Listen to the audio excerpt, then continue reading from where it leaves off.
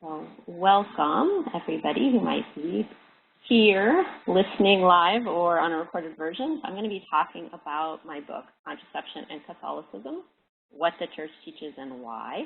And I love talking about this topic, but I will try not to go on and respect your time. Just to start, you all know, as well as I do probably, the profile of the average modern Catholic, which is generally not a person who is totally on board with the church teaching on contraception, and you might be one of those people too, and so I'm happy you're here if you are one of those people. You've maybe heard media reports or stories that'll say things along the lines of 98% of all Catholic women are using birth control, and now, as bad as the situation might be as far as people not appreciating church teaching, let me assure you that it is not that bad. Why? Has it ever occurred to you that probably 98% of all Catholic women are not having sex? You know, just maybe. I mean, you've got nuns and single people who might be following church teaching and so forth. And so those numbers you have to understand when they're looking at a cohort of women generally between, say, ages 15 and 55 or 45 or something like that.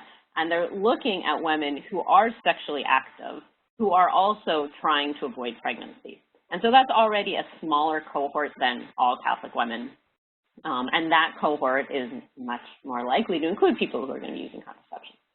That being said, it is absolutely the case that this is one of the hardest teachings that the church has. Even out of all of her hard teachings on sexual ethics, moral theology, this is a really hard thing for people to understand. So I'm going to try to make it a little more understandable today. I'd like to look at it from a perspective of fear or trust. And I think this really gets to the root of the issue, the crux of the issue. I like this picture, by the way. My third child took a photo of this one spring, and you can see there she added the crucifix, and she said, "Look, Mom, we've got Mary, Mother of Jesus, we've got Mary Magdalene, and we've got Mary, Mother of Crocus."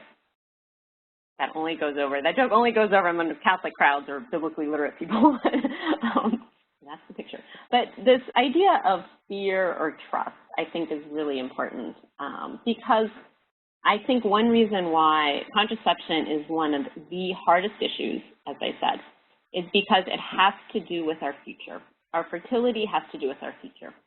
And we find it so hard to trust God's plan for our future and our fertility as opposed to our plan. And contraception seems to guarantee my plan, and that we just feel like that's the only way we can be safe, is if I'm following my plan. So I think it's really helpful to put it in the context that's really the context we're talking about. Is this a matter of fear or a matter of trust? When I talk about contraception, I think it's really, really important to back up and talk about sex first, because if you don't get that, you don't get contraception. So what is sex all about anyway? And in my book, I really make a plea that it's really important, especially when it comes to sex, to be attentive to reality. In other words, we want to make sex something that maybe it's not. And I think in our world of souls, people want to make sex all kinds of things that it's not. It's really important to be attentive to what is sex actually. Are we going to have an attitude of receptivity to the gift that sex is and try to figure out what is this reality? Or are we going to take our opinions and our ideas and impose it on sex? And the church is always saying, be attentive to reality, be receptive to what it is that we've been given. And in order to understand what sex is all about, I think you have to start with two things. You've got to look at the difference between pleasures and purposes. And for this, I find it really useful to back up and not start with sex, but start with food. All right, let's talk about food. So we almost certainly find eating enjoyable, right? We get pleasure from eating. But is that the purpose of eating? You know, what's the purpose of eating? The purpose of eating is not pleasure. The purpose of eating, as hopefully everybody who's been through a health class knows, is to nourish ourselves, right? Our digestive system is there to nourish our body and keep this organism chugging along. Why then is it so enjoyable? Well, it's enjoyable because if we didn't like eating, we wouldn't eat. And that would cause problems for this organism that has to keep chugging along. So pleasure goes along with things to fulfill another purpose. Pleasure is never the end in itself, right? I mean, if we treated food as though its purpose was pleasure, then we would all the time be doing things that were unhealthy for us, right? We would be eating too much or the wrong kinds of things or that sort of thing. So it's really important to get straight on the fact that purposes, the goal of something, is different from the pleasure that accompanies it, and the pleasure is there to lead to the purpose. So the same thing then is true of sex. Sex has a purpose, and biologically speaking, you ask, we can step aside from Catholic theology and take off our miters or whatever, and we can put on our lab coats and be scientists and say, what's the purpose of sex? And any evolutionary biologist will tell you the purpose of sex is reproduction. That's to perpetuate the species, right? That's why it's called the reproductive system, because sex is there. All this complicated stuff that's going on, especially in the female body, is there for the purpose of reproduction. So that's sex's purpose. Now, a lot of people would say, well, if sex's purpose is reproduction, what happens if you can't reproduce? What happens if you're infertile? What does that mean? Now it seems like sex really isn't about reproduction, right? And so I like to, use the example of cars. I'm not a big car person myself. I frankly don't know how they run at all, but I gather something like a carburetor is important in cars, okay? And so suppose your car has a faulty carburetor, and presumably that would make it not run. Does that change the purpose of a car? What's the purpose of a car? The purpose of a car is to get us from point A to point B. Transportation, that's the purpose of a car. Is it fun to drive as well? Well, sure, but cars would never have been invented if we didn't need to get from point A to point B. The fact that they're pleasurable to drive along the way leads us to the purpose, but it's not the whole purpose in and of itself. Okay, so what if you have a car that can't get you from point A to point B? Does that mean cars in general are no longer about transportation? Well, no. It means that your particular car is not able to fulfill that function. And of course, something like infertility in human beings is much more painful than something like your car not running, so I don't want to minimize that at all. And my book talks a little bit about natural family planning and the NAPRO systems of looking at the human body, especially the female body, and really figuring out what works and what doesn't work, and really trying to heal any problems that might be there that might be causing infertility. But that aside, the example of the car shows us that you can have something that's not capable of fulfilling a purpose, but that doesn't mean that the whole class of objects within that category aren't still oriented towards fulfilling a purpose. So in the case of sex, the purpose is reproduction. All right, so you might be thinking, well, Dr. Franks, this is all, very interesting, but, where's the romance? Where's the three hanky chick flick? Where's the love, right? And I start with the kind of non-romantic sounding stuff, the biology and the reproduction, everything, to kind of help us realize, sometimes we let human love sort of float above, above who we are as embodied human beings. And just because sex is reproductive for humans doesn't mean it's only reproductive, and I'm going to talk about that in just a minute. But it does mean it still is reproductive, right? So it's not like the whole meaning of sex is expressed in the fact that it leads to children, but that is still a necessary intrinsic part of sex that we actually cannot get rid of. And so as I keep talking, we'll see what happens when we think we can get rid of, we can kind of yank that meaning out of sex, and what sort of deleterious effects happen when we think we can do that. So I am going to talk about love. So in order to talk about the love, we've got to talk about the human being as spiritual. And first of all, it's important to be clear what I mean by spiritual. Spiritual does not mean, I like yoga and incense and that new age or metaphysical part of the bookstore or whatever. No, that's, some people's idea of spiritual. But classically speaking, what spiritual means is that the human being, unlike every other embodied creature that God made, the human being has the spiritual powers of knowing and loving. And these powers are spiritual because they're not intrinsically tied to matter. Okay, you might think, well, I know I use my brain to think, and, if my brain gets injured, I won't be able to think very well. Well, it doesn't mean that our spiritual powers don't use our bodies as instruments in performing these functions. But think of it this way. You cannot take a picture of a thought. You can take a picture of a brain, firing, and, an MRI or whatever, but you cannot take a picture of a thought. And that's what we mean when we say man is spiritual, and that knowing is spiritual and loving is spiritual. So in addition to having bodies and being capable of performing sexual acts that lead to reproduction, unlike, say, angels, right? We have bodies that are, and then that reproductive system that's oriented toward reproduction, but we also have these spiritual powers of knowing and loving. And so what does it mean? It means we can grasp something like meaning. When your dog is in heat and wants to mate and all that, what he's not doing is asking like these picture questions. What does this mean? What does this have to do with the trajectory of my life? Human beings are the only creatures that with bodies who wake up and say, what's my life all about? We're the only ones who are capable of wonder. And so that means that we can understand that something like sex has meaning. And the church has taught traditionally that sex has two meanings. And those meanings are what Janet Smith calls babies and bonding.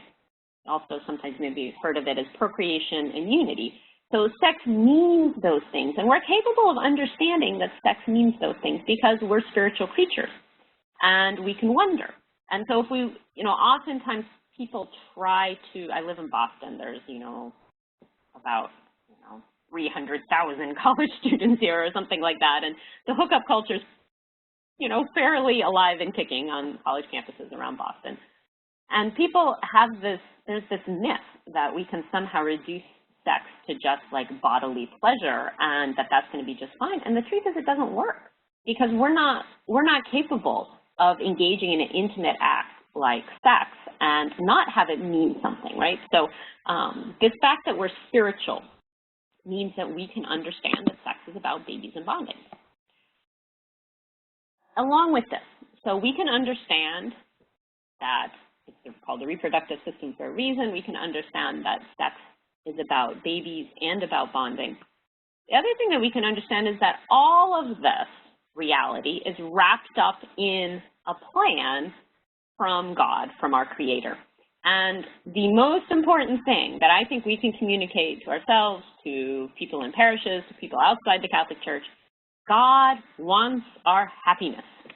When He establishes the moral law, for example, with those, ominous thou shalt and thou shalt nots. And, it's not this arbitrary list of, hey, guys, here's the stuff you shouldn't do. Why? Because I say so. Well, probably because it's a lot of fun, right?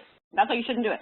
That's like an evangelical dead end, right? Nobody is going to want to buy into that way of life because it doesn't, that's the arbitrary tyrant God, and that's not who God is.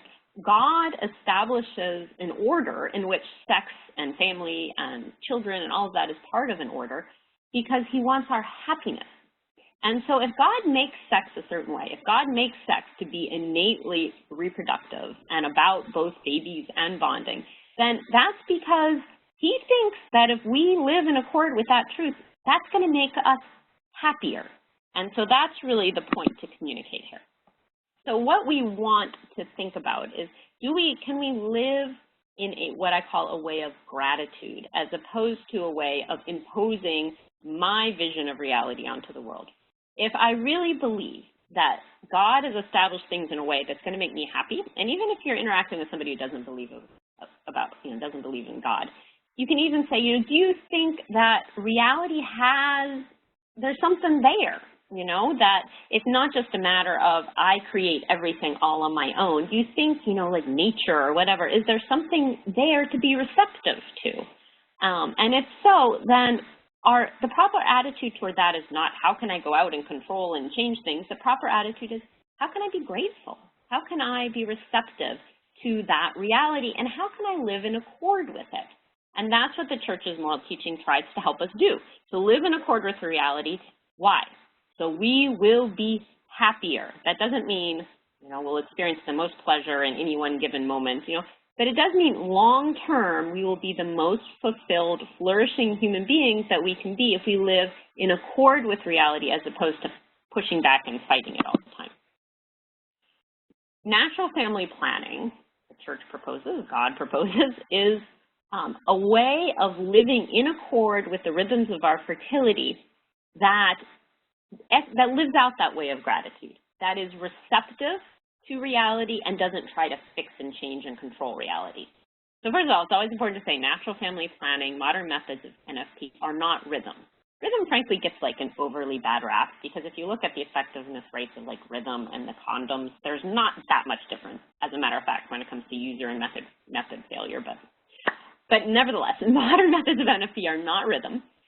They can be up to 99% effective, depending on the method that you use in avoiding pregnancy, which is an effectiveness rate comparable to the pill.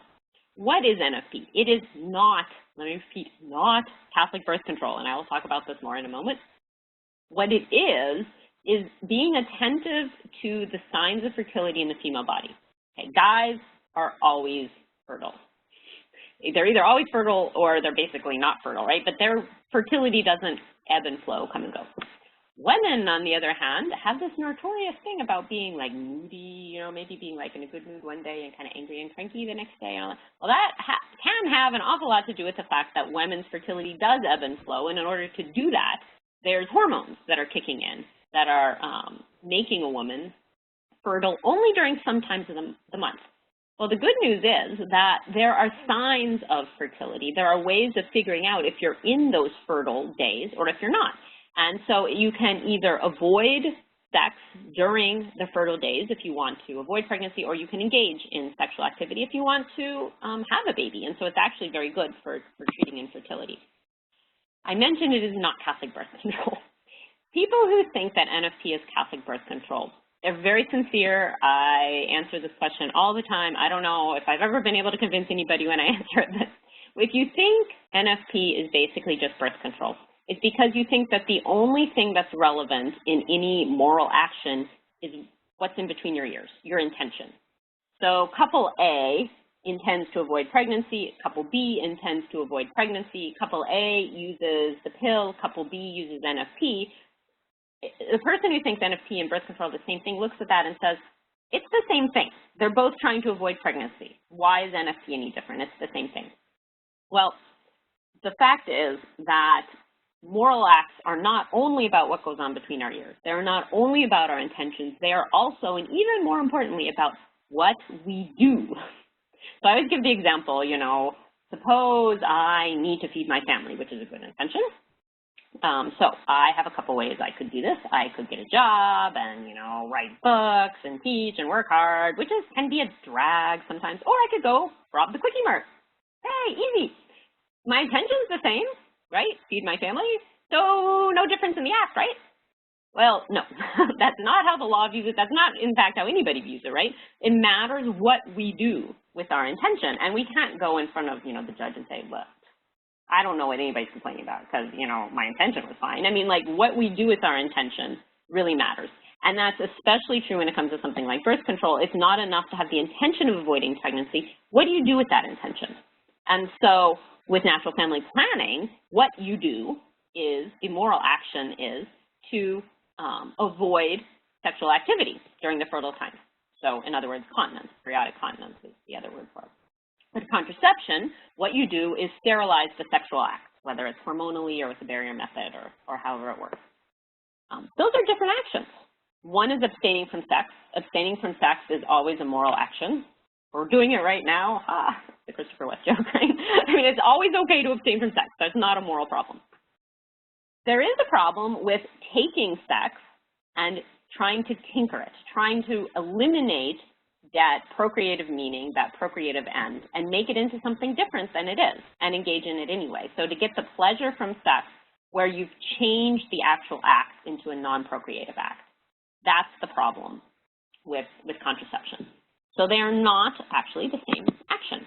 And in fact, you know, Janice Smith always says, you know, when people really push back, and they will, you know, on this, she'll say, Well, if they're the same thing, then try NFP. You won't notice a difference, right? And of course, then people say, wait, they're not the same thing. Because why? Because NFP makes you abstain, and we find that hard and difficult to do. We don't want to be told that, you know, in order to avoid a pregnancy, we need to abstain from sexual activity. But in fact, NFP, that abstinence aspect is actually what makes the act a good act, which I'll talk about a little bit also. In my book, I spend a little bit of time saying, you know, what happens to a culture, to our mindsets, to, you know, how we live our life if we think birth control is the solution. Because, you know, I share in the book, I was not, you know, didn't pop out of the womb convinced about this teaching of the church. And actually, it was the one thing that really kind of gave me, that I really sort of pushed back on. So God was like, I've got a plan for you. You're going to write a book on this. So yes, I've had a conversion on this. And I think, you know, part of what helped me see where the church was coming from was the realization that if birth control is the solution, what are we saying the problem is? The problem is fertility, and in particular, female fertility.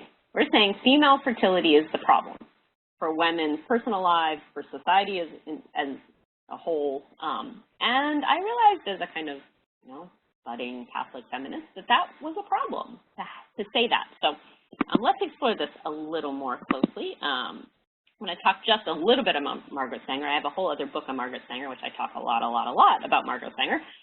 She was an activist now about 100 years ago who was the founder of Planned Parenthood. And in 1920, she said, birth control is nothing more or less than the facilitation of the process of weeding out the unfit, of preventing the birth of defective or of those who will become defective. So, in other words, Margaret Sanger was a eugenicist who divided the world up into good genes and bad genes. And for her, birth control was, among other things, a way of ensuring that people with bad genes would not reproduce. So birth control was a solution because female fertility was a problem for her. It was causing all of this dysgenic, as they would say, these bad genes to be reproduced.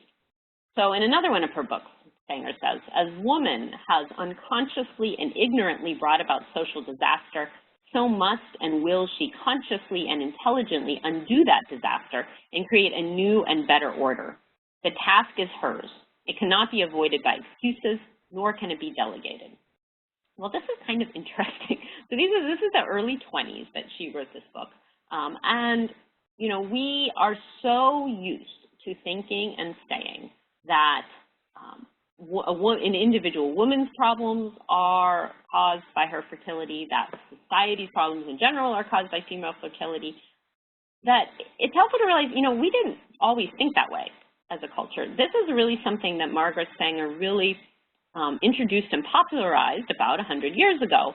It's kind of a new idea in the history of the human race, which is a good thing, you know, that it's a fairly recent thing only that we've blamed female fertility for human problems. So you see that in this quote right here, that she is basically saying that women have a duty to use birth control. So she continues, this is then from this attitude you see continued in the perspective of those who argued against church teaching on contraception right before Paul VI issued Humanae Vitae. And so in this majority of this commission of theologians that he asked to examine this task, they said, biological fecundity is subject to many irregularities and therefore ought to be assumed into the human sphere and be regulated within it. And that's sort of classically this view that Margaret Sanger has, that the eugenicists had, that you start to see as a, you know, especially in the early 20th century, this idea that fertility is uncontrollable, or uncontrolled up till now. It causes all of these problems. It makes the wrong kind of people reproduce. And, you know, Margaret Sanger would say it holds women back from achieving their real liberation, which for her included lots of lovers and so forth. So what do? Well, you view this kind of chaotic fertility as a problem, and we need to control it. So it's like, you know, our minds are sort of floating above this chaotic matter, and our minds need to impose order on this matter. And that does not wind up being good for women. that's one of my contentions in both of my books on contraception, that if women are viewed as, if fertility is viewed as being the problem and needing to be controlled, then that's always going to wind up affecting women. Women are always going to find it, they're going to be very frustrated because they're always going to be told the problem is your body and you need to fix your body. The problem is not the culture, you know, sexist attitudes, the fact that the working world is not, you know, sympathetic towards working mothers. And no. None of that we're going to deal with. You, woman, have to adapt yourself to the world instead of the other way around. And contraception is what is going to make you adapt yourself to the world. And I don't think in the end that that's a very useful attitude. And it's the kind of thing that John Paul II, in his call for new feminism, would criticize. So what does this look like? What's the world that Margaret Sanger and her fellow advocates bequeathed to us? Well, I argue in the book that our culture is what we get when we think female fertility is the problem.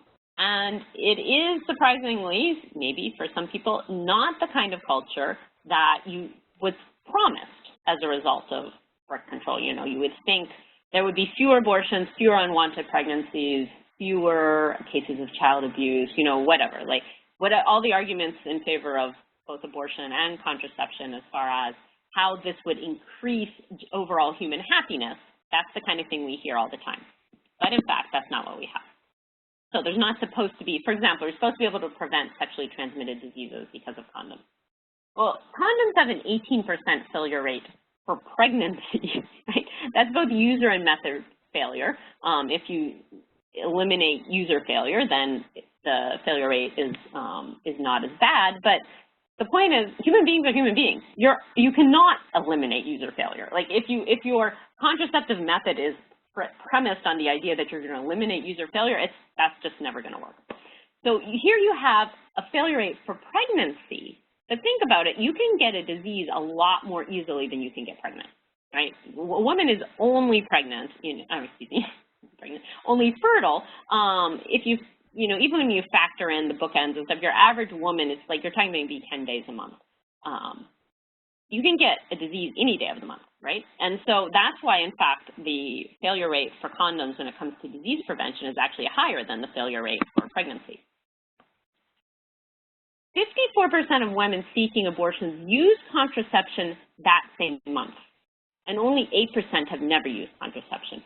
You'll often hear it said, oh, Catholics, you guys hate abortion, and I hate abortion too, and we should all can agree we want to reduce abortion, and so why don't you support contraception? Because that would reduce abortion.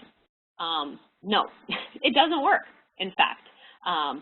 We essentially, if you look, only 8% of women seeking abortions never use contraception. We have essentially 100% saturation rate in our country when it comes to contraceptive use.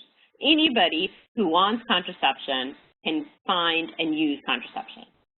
We don't have a financial barrier here. I mean, it is simply available and widely known. And we still have these astronomically high abortion rates. So why is that? So let's probe that a little more, because I think that's very important for Catholics to get correct. This is an economist, Philip Levine. I have no idea if he's Catholic or pro-life or anything. I think probably not. But he argued, readily available abortion may bring about behavioral changes that may lead to riskier sexual behavior. So this is very interesting. And I think this is the same kind of thing that's happening with contraception, as we'll look at in a minute. When people have abortion as, the backup contraceptive, they engage in activities that otherwise they might not engage in, and that's what risky sexual behavior means. So risky sexual behavior would be something like sleeping with somebody that you otherwise would not sleep with, or sleeping with somebody and not using contraception or not using it well when otherwise you might, or something like that, right? What we're seeing is that in general, when you have readily available abortion and contraception, that people are engaging in more sexual activity with more sexual partners than they would otherwise. So with contraception, we have all over the globe all kinds of examples that indicate that increased contraception access actually increases pregnancy rates. So another economist in America, increasing access to contraception may actually increase long-run pregnancy rates, while policies that decrease contraception may lower pregnancy rates in the long run. And from Spain, a 63% increase in the use of contraceptives was accompanied by a 108% increase in the rate of elective abortion. So more contraceptive use, more abortion. In Britain, providing more family planning clinics has actually led to an increase in conception in pregnancies. Why? Because people are thinking, you know, why do people not engage in some sexual behaviors? Well, they think, I don't want to get pregnant. I don't want to get a disease, maybe, you know. Now they're being told, here's contraception. It's great. No disease, no pregnancy. You'll be fine. You know, not that anybody actually ever says that, but that's often the message, especially that adolescents get, right? That I'll be fine. Even just like having contraception around, like there's a pack of condoms next to me, right? That'll somehow keep me, you know, keep me from getting pregnant or getting a disease or something. People, when you engage in more sexual activity, more pregnancies will result, period, because there will always be user failure and method failure with contraception. And so it is not going to simply eliminate the possibility of conception. You're going to get more pregnancies, and when you have more pregnancies to people who are not in a position to be able to have kids, who are, you know, for whom a pregnancy is really a crisis and not an event that they're prepared to welcome, when you get more of those pregnancies, you're going to have more abortions. So more contraception means more risky sexual behavior, which means more pregnancy, which means more abortion. And that's the culture that we have, in fact. So contraception has, in fact, not eliminated the possibility of single motherhood. It's facilitated it, and you can see that, right? I mean, among all demographic cohorts, we have an increase in single motherhood. We're at the point where with the African-American cohort, it's over 50% now, I believe, of the households are headed by a single mother. This is, you know, very problematic, you know, not that, you know, it's much better for people to bear a child to term and keep that baby than to have an abortion, of course. And so, you know, the fact that a lot of these cases of single motherhood are prevented abortions, I mean, that is a wonderful thing, and every life is a wonderful thing.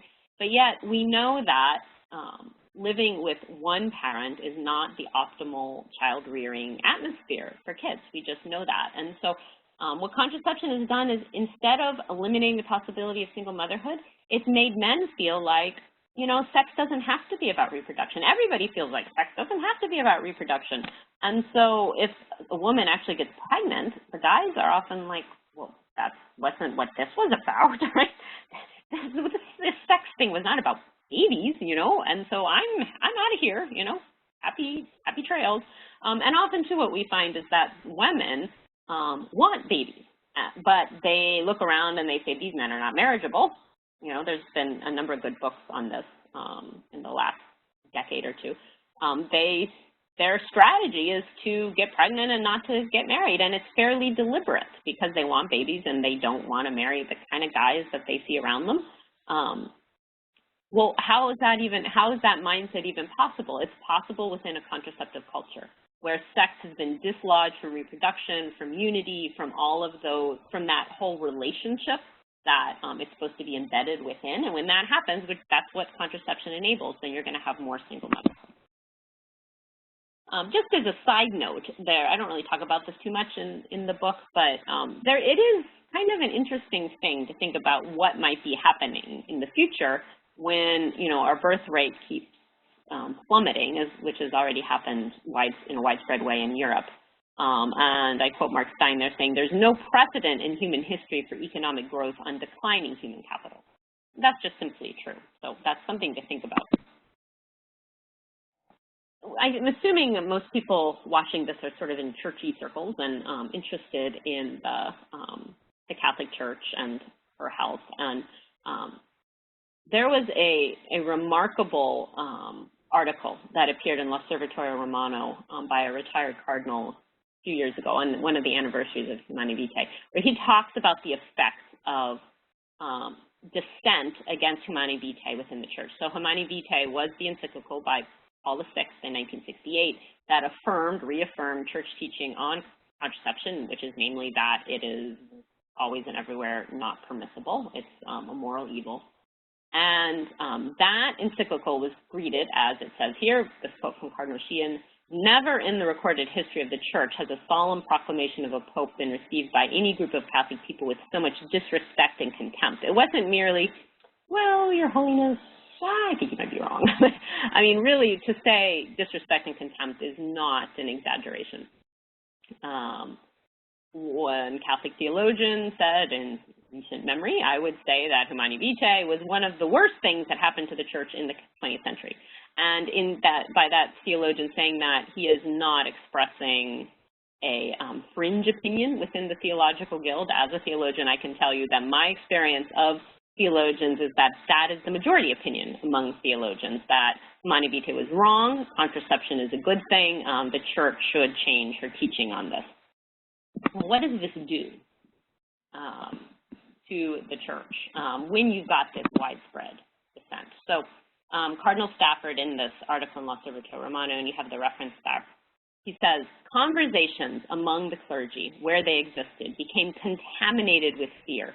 Suspicions among priests were chronic, fears abounded, and they continue. And he gave some kind of shattering sort of anecdotes in that article.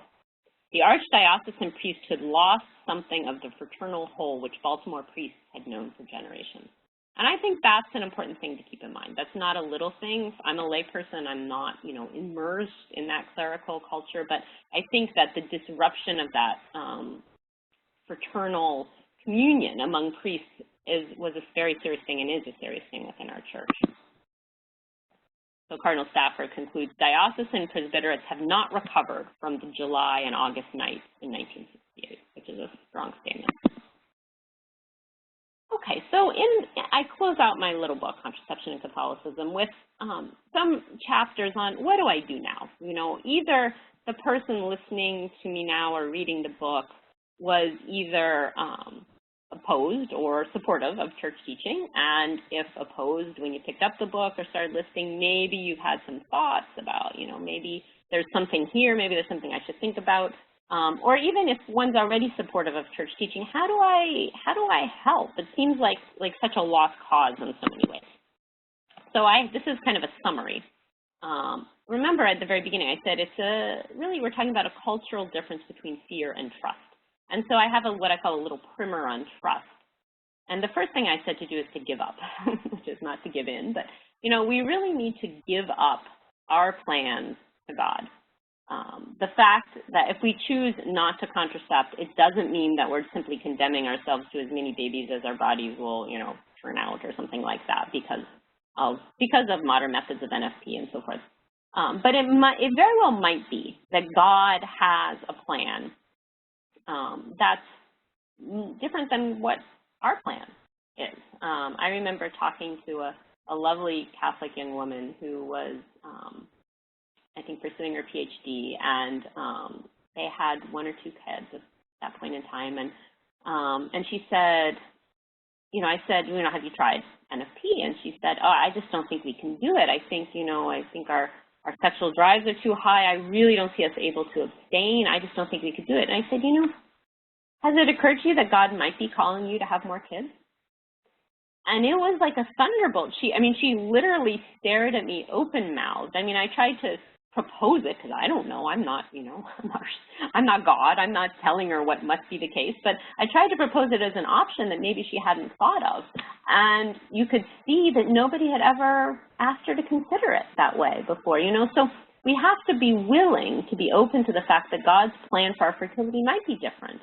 And we really just have to give up our, which means to just release ourselves into the loving hands of our Heavenly Father, and with this trust that His plan is genuinely what will make me happy. How do we do that? Well, prayer and the sacraments are absolutely essential. Nobody is able to live the Church's teaching without grace. And in the Catholic Church, we're blessed with the 7 sacraments to provide us with grace, especially in the case of contraception with reconciliation and the Eucharist. But also prayer, a vibrant prayer life, to be able to say to God, this is really hard. I don't understand what you're asking me to do. Why, God, are you asking me to do this? To be able to have that strong relationship with God where we can really trust Him and work those things out and really bring our concerns to Him, I think is essential. I also suggest that we start with money, and this is something that I've gotten an idea I get from Janet Smith. If it's about trust and it's about the future, which is why it's so hard for us to trust when it comes to contraception, I think it's really useful to start somewhere that's also about trust and about the future, because as we fear fertility because we won't be able to fulfill our projects and the future that we want, I think we have the same kind of fears about money. You know, I'm not going to be able to have the money that I need to do the things that I want or that I need. So to start to practice trust with our finances, maybe before or along with our fertility, I think can be a very useful practice. We can do something like tithing, you know, giving more money than we think we can afford. So starting with money. And then lastly, you know, we can all evangelize this teaching. And it might not be, you know, giving a webinar. It's quite likely going to be those one-on-one encounters with people where a friend, you know, is struggling with something. A friend struggling with infertility and doesn't know about NAPRO technology, or like my friend who, you know, just didn't think she could use NFP, you know, to be able to be a human face of God's love through the church, I think is ultimately the only way that people feel the strength and the hope to live differently. And I get this from the virginity to abstinence movement with teenagers. There's something called secondary abstinence or secondary virginity, especially for teens and young people who've already had sexual activity, to kind of say, you know, I'm going to reclaim my virginity. I'm going to, you know, become a secondary virgin. You know, I'm going to put my mistakes behind me and reclaim this and start anew. And I think we can do that with our fertility too. We can say, yeah, you know, and this will often we don't want to evangelize church teaching because we've sinned ourselves that same way in the past, you know, and if that's the case with contraception, a person might feel like, oh, I can't really because I'm a hypocrite. Well, yeah, we can, and we are always allowed to convert. God is always happy for us to change our minds, to say, I was wrong, you know, I didn't understand, I didn't know. And now I'm trying hard to live differently, and to give ourselves that hope and also give that hope to other people. It's okay, you know. The point is not to be like, ooh, where are you on the list? You know, how many naughty points do you have now? I mean, it's just to really be the face of God's mercy to ourselves and to others when it comes to this issue, I think is really important. And so I'd always like to close when I can with a reflection on Mary, who really is our model in this. Mary's experience encompasses dealing with a difficult pregnancy, dealing with people saying things, you know, dealing with only having one child, which in her culture might have gotten her also looks and whispers and stuff. The way, you know, people struggling with their infertility might feel like they are sometimes on the receiving end of that in Catholic culture. So Mary's experience really encompasses all of our experiences here, and I think we can turn to her and should turn to her as a witness to hope, as the Pope said. So we asked her to pray for us, and I want to thank everybody who listened, whether live or recorded. And for those who are here live, I'd be happy to take any questions. Thank you.